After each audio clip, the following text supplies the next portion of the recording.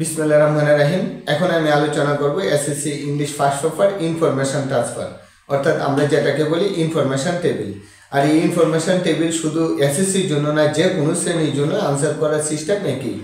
তাহলে আশা করি ভিডিওটি মনোযোগ সহকারে লক্ষ্য করো, আশা করি 100% ক্লিয়ার হয়ে যাবে। আমি এখানে একদম সহজ পন্থায় আলোচনা করছি।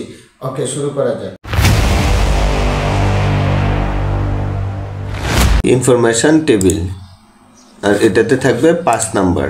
তাহলে ওই টেবিলের মধ্যে উপরের অংশে হেডলাইন দেওয়া থাকবে, সেটার উপর ভিত্তি করেই বাকি কলামগুলা ফিল আপ হবে। তাহলে লক্ষ্য করো, হো অথবা হোয়াট এই থাকতে পারে। তাইলে হো দ্বারা যদি এখানে কোয়েশ্চেন করা হয় তাহলে ব্যক্তি সম্পর্কে জানতে চাবে, তাহলে এই কলামে শুধু ব্যক্তির নামগুলো আসবে অথবা ব্যক্তির প্রনাউন রূপটা আসবে।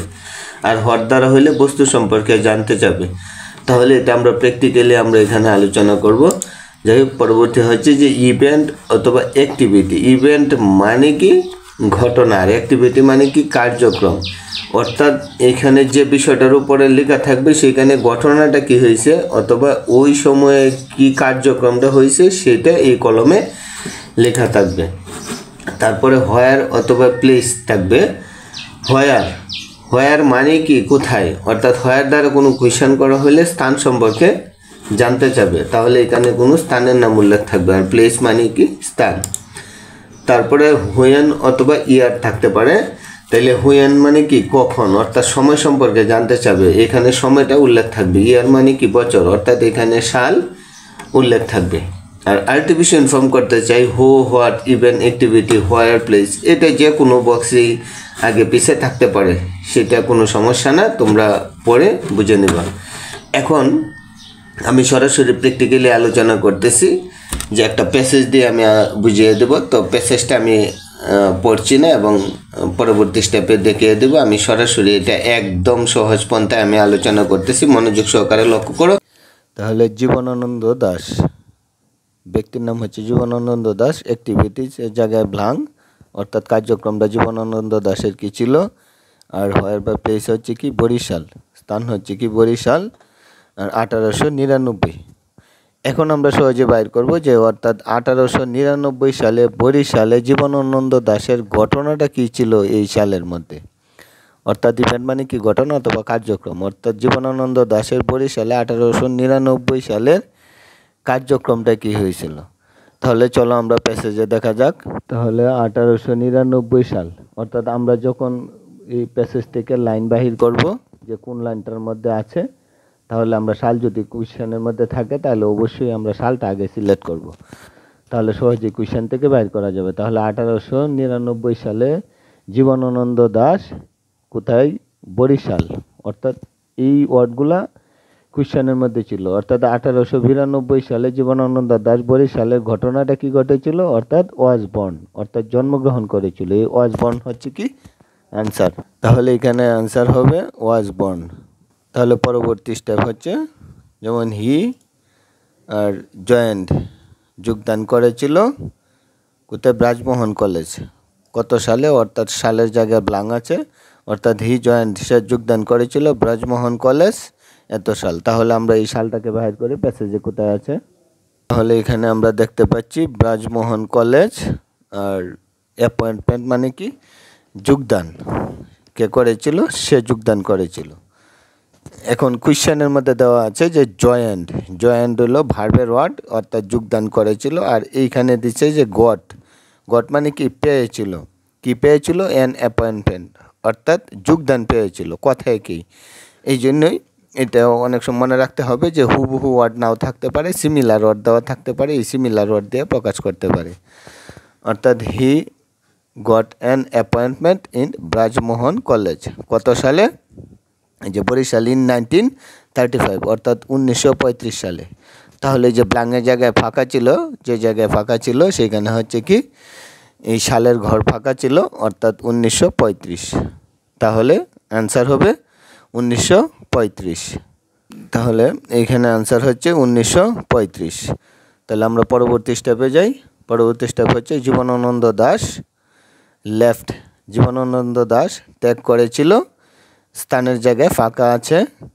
আর কত সালে? 1947 সালে। তাহলে 1947 সালে জীবনানন্দ দাশ কোথায় ত্যাগ করেছিল, অর্থাৎ স্থানের জায়গা। আমরা এই স্থানটাকে বার করি প্যাসেজ থেকে। তাহলে আমরা এখানে পেয়ে গেলাম প্যাসেজে 1947 সাল। When the portion was made Jibanananda Das left, অর্থাৎ জীবনানন্দ দাশ ত্যাগ করেছিল। কোন জায়গায় ত্যাগ করেছিল? বাংলাদেশ ত্যাগ করেছিল। এই যে আনসার হবে বাংলাদেশ। তাহলে 1947 সালে জীবনানন্দ দাশ লেফট ত্যাগ করেছিল বাংলাদেশ। তাহলে আনসার হবে কি? বাংলাদেশ, কারণ স্থানের প্লেসের জায়গায় ফাঁকা ছিল। তাহলে আনসার হবে বাংলাদেশ। আমরা পরবর্তী স্টেপে যাই। এই যে হু ব্যক্তি, যা অর্থাৎ কে, এই ব্যক্তির ঘর ফাঁকা আছে।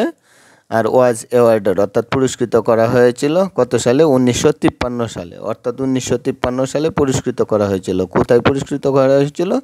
এই স্থানের জায়গা ফাঁকা আছে, অর্থাৎ প্যাসেজের মধ্যে এই পুরস্কৃত করা হয়েছিল কোথায়, ওই স্থানটা উল্লেখ নাই বিধে ওই জায়গাটাও ফাঁকা রাখা হয়েছে। তো কোয়েশ্চেনের মধ্যে ফাঁকা থাকতেই পারে, এটাও কোনো সমস্যা না। তবে কোয়েশ্চেনের মধ্যে কি চাইছে এই ব্ল্যাঙ্কের মধ্যে অবশ্যই এই ওয়ার্ডগুলো থাকবে, যে ওয়ার্ডগুলো চাইবে। অর্থাৎ ওয়াজ অ্যাওয়ার্ডেড 1953 সালে, অর্থাৎ 1953 সালে পুরস্কৃত করা হয়েছিল। কাকে করা হয়েছিল? আমরা দেখি প্যাসেজের মধ্যে থেকে বাইর করি।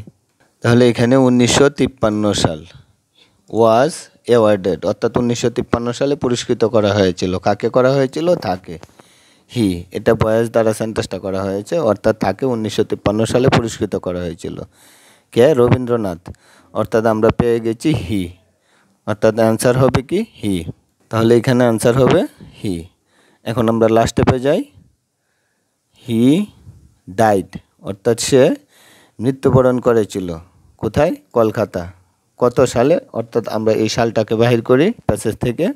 এখন আমরা পেয়েছি এখানে পাস্ট অ্যাওয়ে, অর্থাৎ চিরতরে চলে গেছে, অর্থাৎ মৃত্যুবরণ করেছে। আমি আগে ইনফর্ম করেছিলাম যে সিমিলার অর্থ দেওয়া থাকতে পারে। ডাইট মানে কি? মৃত্যুবরণ করা। আর পাস্ট অ্যাওয়ে কি? চিরদিনের জন্য চলে যাওয়া। অর্থাৎ এই সিমিলার ওয়ার্ডটা এখানে ইউজ করা হয়েছে। কত সালে? 1954 সালে। তাহলে অ্যান্সার হবে কি? 1954। এখন আরেকটি বিষয় আসতে পারে যে আমরা এই যে সালগুলা ইউজ করতেছি, প্রিপোজিশন এইগুলা বসাবো না আমরা বসাবো না। প্রিপোজিশন ইউজ করাও যাবে, ইউজ না করলেও হবে, উভয়টাই অ্যান্সার হবে।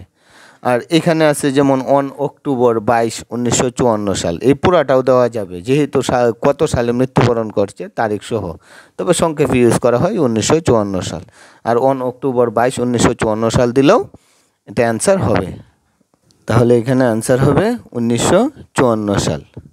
এখন আমি আরেকটি বিষয় ইনফর্ম করছি যে কোয়েশ্চেনের অ্যান্সারটা কোন সিস্টেমে লিখবে। কোয়েশ্চেনের মধ্যে যদি রোমান সংখ্যায় দেওয়া থাকে তাহলে তোমরা অ্যান্সারটা করবে ঠিক এই সিস্টেমে। আর যদি কোয়েশ্চেনের মধ্যে ABCD দিয়ে লেখা থাকে তাহলে ঠিক এই সিস্টেমে অ্যান্সারটা করবে। আর এই যে এখানে যেভাবে দেখানো হয়েছে ঠিক এইভাবে যদি অ্যান্সারটা করো, খাতাটাকে গুছাও, তাহলে খাতার ডিসিপ্লিনটা অনেক সুন্দর দেখা যাবে। এই ছিল আজকের বিষয়বস্তু। আমার এই ভিডিওটি যদি একটু হলেও ভালো লাগে থাকে তাহলে পরবর্তী ভিডিও সহজে পেতে ভিডিওটিতে একটি লাইক দিয়ে আমার এই চ্যানেলটিকে সাবস্ক্রাইব করুন। ধন্যবাদ সবাইকে। আজ এই পর্যন্তই। Today's class till this, all the very best, hope to see you next. Thank you so much.